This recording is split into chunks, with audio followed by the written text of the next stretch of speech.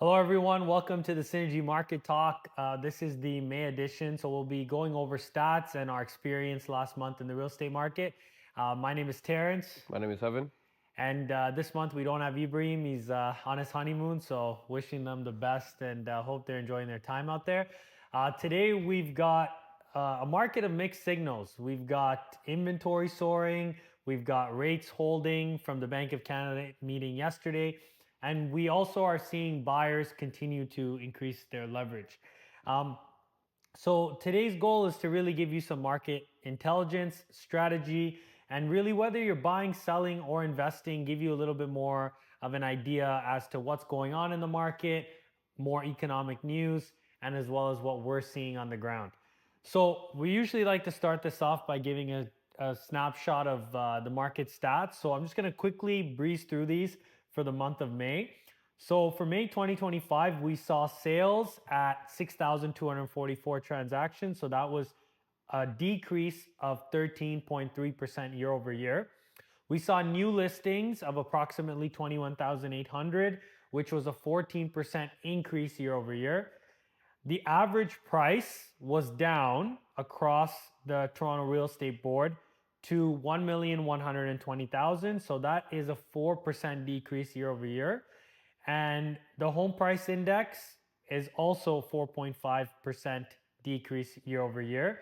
Um, Active listings are sitting at 30,964, which is the highest since 1995.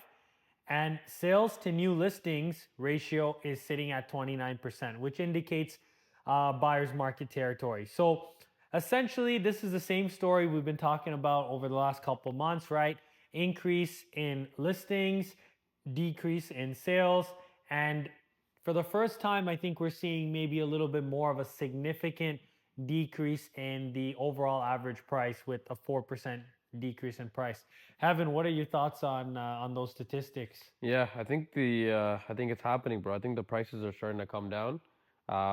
Inventory is sky high right now because obviously you have the people that need to move because they have to move for life circumstances. That's always going to be there. Right. But I feel like, especially with my clients too, a lot of people they want to upsize right now if they're in a good financial position, right? And that's probably who it makes the most sense Yeah. for. This market makes the most sense for upsizers. Exactly. Because you have a lot of inventory, you can pick from the inventory, and honestly, you can get a pretty good price with favorable terms when you are on the buyer side. Now, on the seller side, it's like a completely different story, right? Like this, a lot of realtors are doing like cartwheels and stuff to sell properties now. Yeah. Like you gotta The listing videos are getting they're ridiculous. getting So ridiculous. now Yeah, you know things are getting a little desperate, right? yeah, Not yeah. desperate, but inventory is still moving, sales are happening, but obviously, like we said, the pace is much slower. Yeah, The overall amount of transactions is lower, yeah. and buyers are taking their time. They're not in a rush, and as the year goes on, this trend is likely to continue, right? Yeah, yeah. Now let's talk about maybe a little bit more about the economy from a macro perspective. Mhm. As of yesterday, we had a Bank of Canada meeting. They decided to hold the overnight interest rate at 2.75%. What are your thoughts on that, Heaven, in terms of do you think even a drop would have made buyers move at all? Honestly, like even with the last few drops, the market didn't see any sort of improvement. The spring market, there's no spring market Yeah, anymore, yeah. right? So honestly, I think from the buyer side, or just from the general public side, it seems like an excuse. Because even yesterday, I was having this conversation with some people when I was out, and they're like, "Oh, like the market probably didn't pick up because the interest rates haven't come down." And I'm like, "Bro, the interest rates have been coming down for the last little bit. We've had what about 4 or 5 decreases already, no?" I think it's been 7 Oh, cuts even in a more. There row. you go. There you go. Yeah, So we've had multiple decreases already, and the nothing's really yeah. changed in the market. I was reading an article from the National Post that said, the magic interest rate is going to be 3%, right? I mean, not 3% overnight rate. I mean 3% in the market, right? Like Hmm. the interest rate you can get. COVID rates, basically. Well, not really. COVID rates are like 1.5 to 2%. We'll never go there, but 3%. Which is is a where normal buyers low. are going to Yeah. start moving again. Yeah. So we'll see if that pans out. For now, that's going to mean a series of cuts. But remember, the cuts only affect variable rates, and right now fixed rates are actually on the rise, right? Mm. So that's also interesting. That's due to a lot of more broader economic data. So let's talk about other things besides the Bank of Canada interest rate meeting, Mm. because I know everyone's posted about that. But there's a lot of trade uncertainty that continues to spur a lot of this slower market. So you might remember post-election, tariffs came in, the new administration came in, and then we saw our market start to slow down. That's obviously as a result of the economic uncertainty. So more news on that. We've seen 50% now, double tariffs, right? Up to 50% now on Canadian steel and aluminum. And Canada is the largest steel supplier to the US. So this is a specific targeted policy towards our exports to Mm-hmm. the US. Mm-hmm. So that's going to hurt our steel companies. I've been reading that if these tariffs continue and they persist at 50%, that some steel companies are going to have to cease Yeah. operations Yeah. as soon as 30 days Mm-hmm. from when they're in effect, Mm-hmm. right? Because the steel companies are saying we can compete with a 50% tariff added on to our cost. It's just not going to play out economically. It's not feasible. So Well, that's going to result in jobs and businesses suffering here. it's off topic. What do you think Trump's intention behind this is? You know what? I think Donald Trump's entire intention is he wants to get manufacturing and all of those things to be generated from within the U.S. Right? He wants Mm-hmm. to get manufacturing started again. So in his mind, I think he's thinking, let's stop the supply from coming in from outside and let's get that going internally. But the problem I think with that is that to imagine start these manufacturing plants and get all of this labor Yeah. to be focused on these industries is not going to be overnight. It's gonna cost a lot of money and take a lot of time as well. Capital, Yeah. investment, time, all those Yeah. things, right? So we'll see. Um, but for the most part, we've seen that it's very unpredictable. This unpredictable trade policy is limiting the Bank of Canada's ability to also plan. Mm-hmm. So, tying those two things together, Bank of Canada is kind of taking a wait and see approach on how these tariffs eventually impact, because again, they're coming into effect and then they're not, right? So, and then they're doubling overnight. So the one thing that the Bank of Canada noted is that GDP growth in Q1 was 2.2%.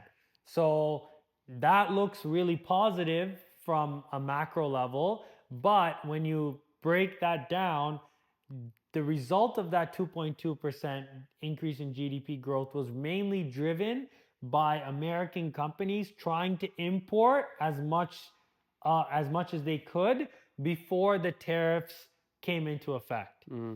So what we're really seeing is GDP growth from future quarters being borrowed, and essentially we're seeing the impact of that in our Q1 numbers. Mm-hmm. So we've yet to see how this is going to play out when the Q2, Q3 numbers come out after the tariffs have been instilled and brought into effect. So we'll see how that's going to hurt GDP. And I think it's not a matter of if they're going to cut, it's just a matter of when. Mm. And most likely that's going to come in the next meeting or next two meetings when more pessimistic data comes out with the GDP growth as a result of these tariffs. So I think Q2 is expected to cool very sharply. We're going to see the impact of the tariffs, and we'll see how that impacts interest rates. The interesting thing is obviously interest rates as monetary policy typically affects demand, right? And in this case, this has nothing to do with demand; it all has to do with supply, right? So we'll see how the Bank of Canada decides to react. But core inflation was up in April. Surveys are showing that many businesses plan to pass tariff-driven costs to consumers. And as I said, the Bank of Canada fears supply side inflation, which interest rates can't fix, right? So if tariffs end up increasing the cost of goods, inflation goes up.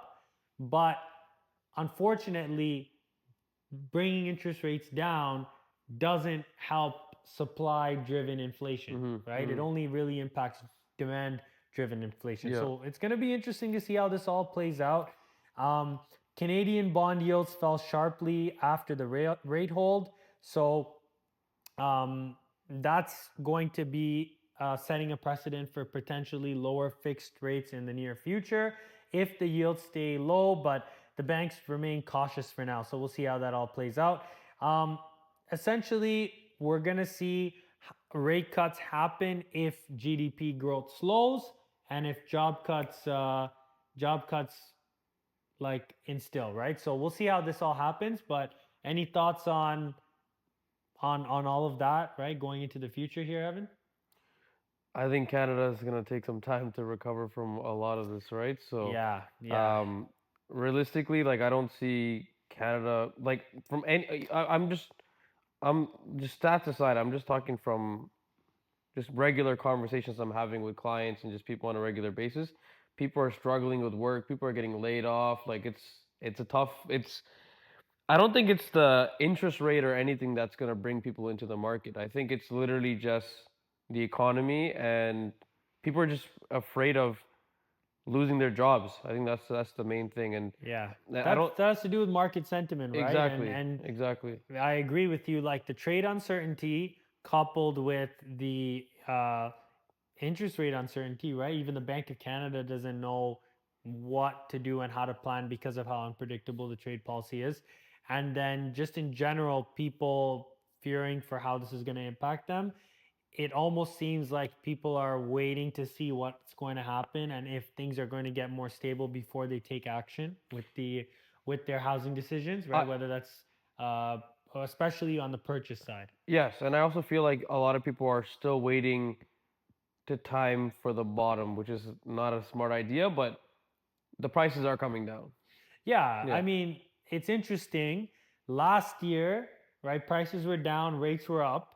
Now the rates are they're lower, Down, they're yeah, down. lower, yeah. They're maybe not at their bottom per se, right? If things continue to be uncertain, we're going to see cuts. Rates might come down on the variable side, but prices are down, right? Prices are down. We've saw a 4% decrease in the price year over year. So I continue to think that if you're buying and you're going to be in that purchase for the long term, you cannot go wrong with buying now. But we're going to get into that in terms of like what this means for buyers and what this means for sellers. But overall, the outlook looks to be dim. I know we've had the federal election happen now, maybe a little bit more uncertainty as to what our landscape looks like from a political level, but there continues to be that economic uncertainty because Hmm.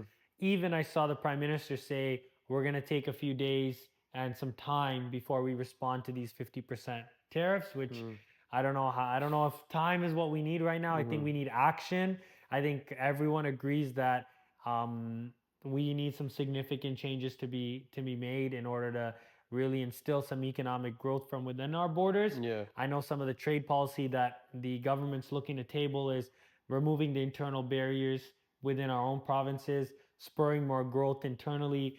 But look, we are very dependent on the US. We've been traditionally dependent on the US, and just like manufacturing can't happen overnight in the US, turning things Yeah. around Yes. overnight isn't also going to happen here. But we need fast change. We need significant policy that's going to spur that growth, right? Whether that's the oil sands, the oil sands, or whether that's trade barriers and anything and everything else, right? We need whatever we can get right now. Long story short, time will tell.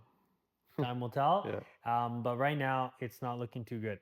Okay, so what this means for buyers, I think we've kind of touched on it already. Buyers have the upper hand. What Mm. would you suggest, Heaven, in terms of what buyers should be doing right now when it comes to their choices, when it comes to the increase in listings, when it comes to um, you know interest rates? Honestly, I would really shop. Like, take your time. Obviously, you're not in that. It's been like this for the past couple of months, so we might seem like a broken record, but Yeah. take your time. You have a lot of inventory now you can pick from, and if you have a budget, you can actually increase the budget to like on your search or criteria. Just say your budget is, let's just say 800,000 for example. You can increase the budget to like 850 or 860 just so you have some room for negotiation because there's no Things are such selling under list things are price. selling under list price and there's no such thing as a bad offer now, right? Especially with some of these properties, they're just sitting on the market. You can see the average time on market. I don't know if we have the stats over there, but I want to say the average time on market in most pockets are around like 30 days, at least 30, 40 Yeah. days, right? Yeah. Yeah. They're sitting on the market, right? So take your time, go through a couple of showings and see, and you'll see exactly what style of home that you and your family would like, and yeah, just put it in an offer and see what happens, right? Like Yeah. it's an offer at the end of the day, and like it's not like a binding agreement right off the bat. If they accept it at whatever price you put it in, obviously if you're lowballing them, whatever, then you got a good you got a good deal on your hands. But worst case scenario, they're just gonna counter back at a different price, and if you don't want the property, you just don't sign back, right? Yeah, So I just think that's a really good point about your search and the timing, yeah, right? And the price. mm, Like things are selling for below asking. Now, mind you, there are some areas where things are still going where the price is listed really low and the product is extraordinary and so it's attracting multiple offers. But for the most part, properties are sitting and they're taking 30 to 40 days to to sell. sell, No yeah, such thing as a bad offer. Get creative with your offer. yeah. And you can put the conditions that you need to put in to feel comfortable at that price. Yeah, so I know we mentioned this in previous episodes as well, but the biggest thing is for the longest time we weren't able to get home inspections. We couldn't get financing conditions. We couldn't get all of these conditions in there. Now you can throw them all in. You could take your time, do the home inspection. If there's something you don't like with the house, just pull out. In 2022 and 2021, people didn't even know what they were buying, Yeah, what house they were getting. yeah, You have that choice today. Take advantage of it. Overall, I would say get pre-approved so you have your budget in mind. Focus on long-term affordability, meaning look at your monthly payment and see if that's something that you guys can afford between you and your partner or between your family. Make sure that because we might even see interest rates are coming down now. Maybe they'll go up again. If you're going with the variable, make sure that your jobs are secure. yeah. Make sure you feel like you're somewhat um, resilient from all this trade uncertainty, and use the inspection and financing conditions to your advantage when you get into your home. Any other last thoughts on Yeah. tips for buyers? Yeah, no, honestly, I say if you're in a good cash position and you have the funds set aside as well, Yes. just pull the trigger. You pull the Yeah. trigger and but take your time. Take your time, pull the Yeah. trigger. That's what everyone's doing. Everyone's taking their time right now. And yeah, if your realtor's rushing you into a deal, then I don't know.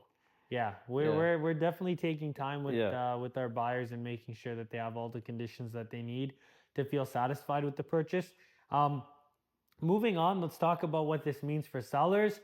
I think the story has been kind of the same again. Yeah. Buyers are cautious and they're selective. So you want to make sure that your house is truly ready when you go to market.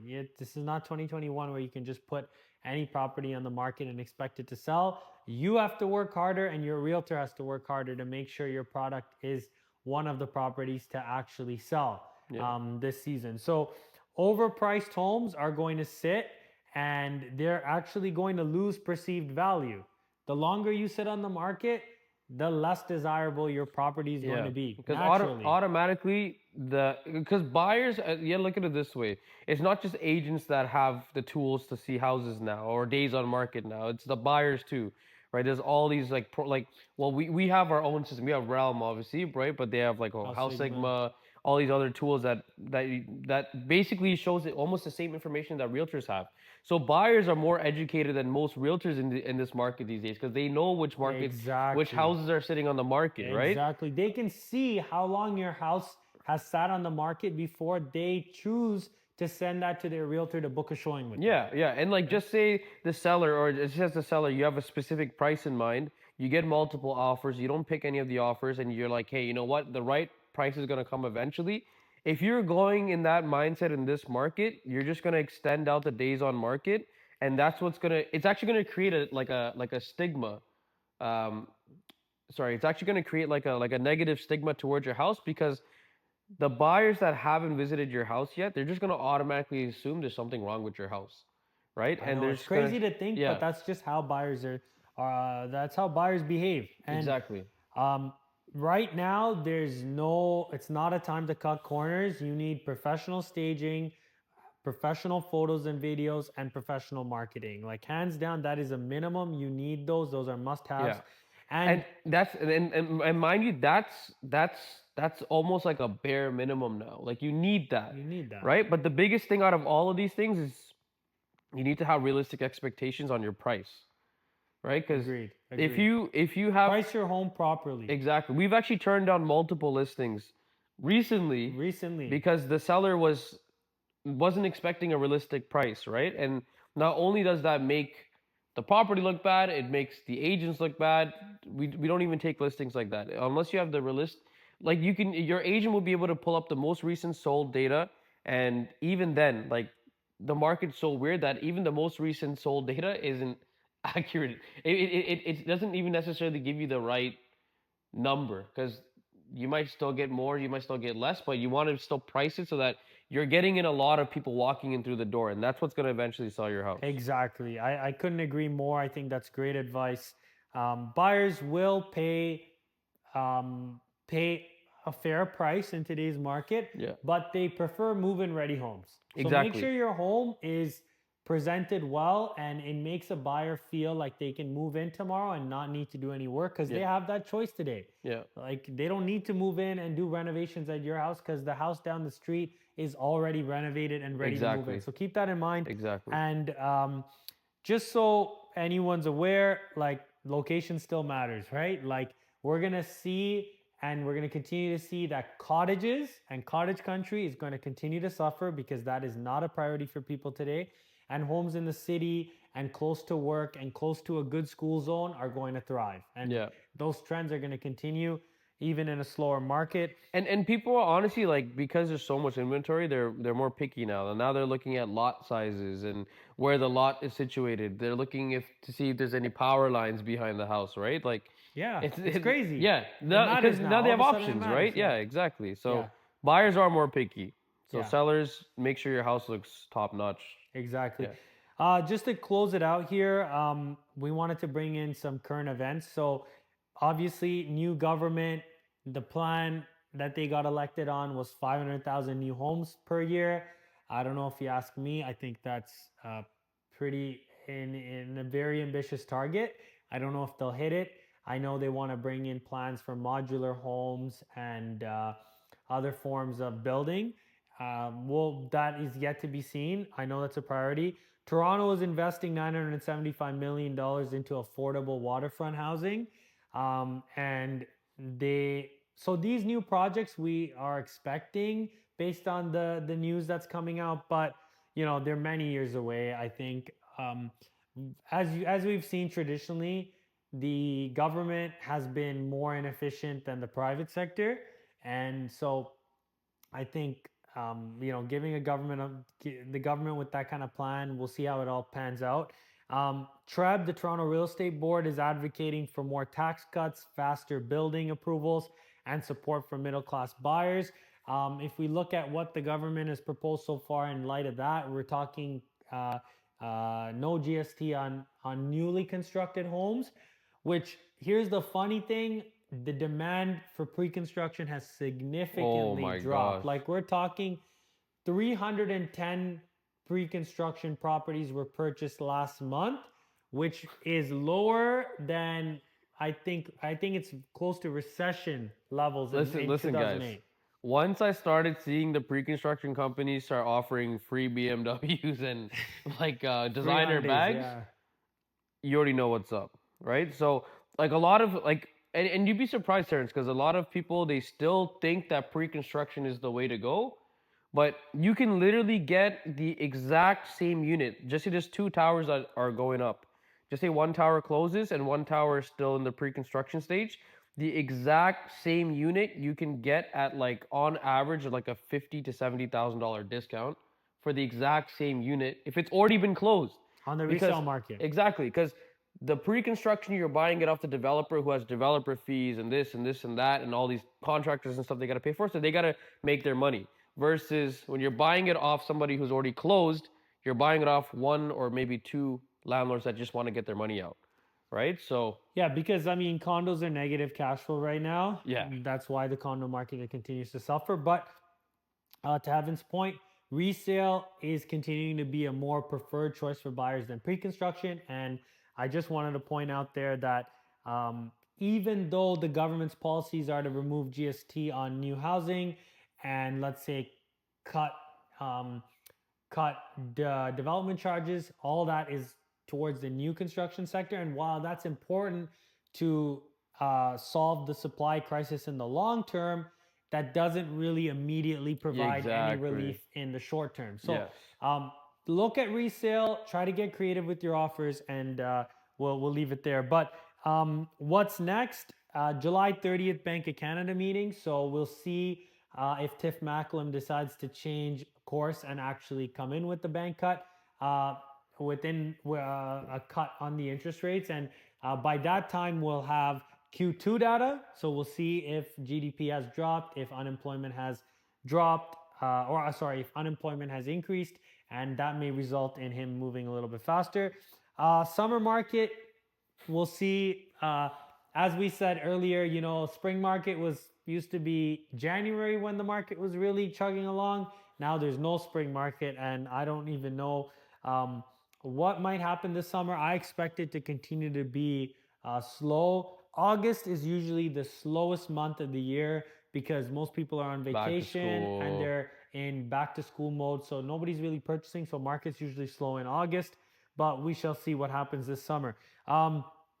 If you're looking to purchase, uh, give us a call, text us. We've got tons of options on the table in terms of helping you with your tax benefits. So structuring your FHSA and your RSP to ensure that you take advantage of all the tax benefits available to you if you're a first-time home buyer. You can sit down with myself. I've done that numerous times this year for a lot of my clients and have been able to generate large tax refunds, and they've been able to use those refunds towards their down payments. Heaven is an expert when it comes to drafting offers for our buyers and selecting the best properties out there to get you a great deal.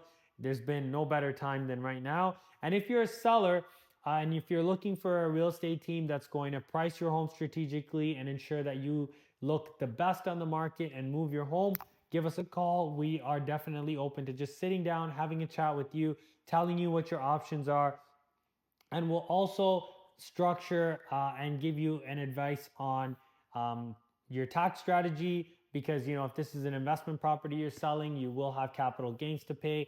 We'll try to talk you through what your net proceeds will be after the sale, but also after you've paid the tax man. So that's all for now, and we are helping a lot of investors. Look, the multifamily side of things in a recession is still very recession proof. So that asset class, if you're an investor, single family duplex, that might be a little scary right now, especially when one tenant stops paying and you're relying on them to make your mortgage payment. That can be a very scary situation. But if you have cash reserves and you're ready to jump in the market, you can get fully renovated turnkey investment properties today, and with more units, so you can diversify and mitigate that non-payment risk and get into the market and pick up a solid asset in today's market that's going to be strong and recession proof for years to come. We've structured most recently a 12 unit building for an investor in Peterborough. We're looking at a 28 unit building for another investor client right now. So if you're an investor looking for advice on multifamily, we can definitely help with that too. Any other closing thoughts, Heaven? Yeah. It's just since we're on the topic of investors, I also want to give you guys like a quick update on the rental side of things. Yes. Yes. Yes. So big thing on the rental side. Oh, I'm It's sorry very we skipped over that. yeah. No worries. So the big thing on the rental side, it's an exact. I would say it's very similar to pricing a house for sale nowadays, right? if you have the professional photos and if you're priced correctly, your property is going to lease out faster than everybody else's. Most properties are sitting on the market on average 20 to 40 days on average that I'm seeing, Wow. right? But all of our properties, like we just got a 2-bed, 2-bath at Young and Steeles. It's been on the market, I think, what, like 3 or 4 days. It's already been leased out. Leased out, zero day vacancy. Our last listing, 0-day vacancy. Like we had back to back, back to back. Yeah, I So gotta say, you've been doing a lot of work in the rental market. Let me ask you another question. Have you seen rental market activity pick up? summertime has been very busy. So I find a lot of people like to move during the summertime. Obviously, it's just easier to move. It's just brighter, right? Yeah. It's just no snow you got to deal with, and it's also kind of the before the people like to move during the summertime because it's They want to be set up and ready for before, school as yeah, well. exactly.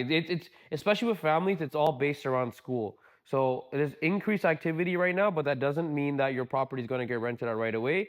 It still means that you got to price it correctly. So from the landlord's perspective, if you just trust the process and price it a little bit cheaper than everybody else and have the best photos, you're gonna get a better price. Like all of Yeah. our listings, they And go over asking. and we do professional photos for leases as well. So if you're a landlord, you want to reduce vacancy right now, you want to reduce your negative cash flow as much as possible, or sorry, reduce your overall loss on that investment by making sure you have zero vacancy and all the other things. So Heaven's been helping a lot of landlords, and he's also been helping tenants. So if you're a tenant and you think your rent is really high, we have been recommending Yeah, negotiate with your landlord to see if they are willing to bring your rent to current market rent. yeah.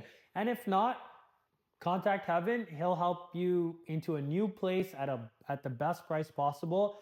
And that is definitely it's an Because opportune time right now. I always tell people to negotiate with their landlords, but also check out the market. But once you see what you can actually get for today's price in today's market, you're gonna end up moving automatically. Yeah, It's just yeah. way better options. You can get into like a brand new townhouse in Pickering for like 2,800, Wow. like a 3-bed, 3-bath And those townhouse. are going for over 3,000. Those are going for like 32, 33 32, before. 33 Yeah, before. So significant drop in rents, but there hasn't been a crazy pickup in activity for landlords. So again, if you need to talk about your investment, you want an honest opinion on your property or market value, as well as a tax strategy, call, give us a shout. We'd be yeah. happy to help you.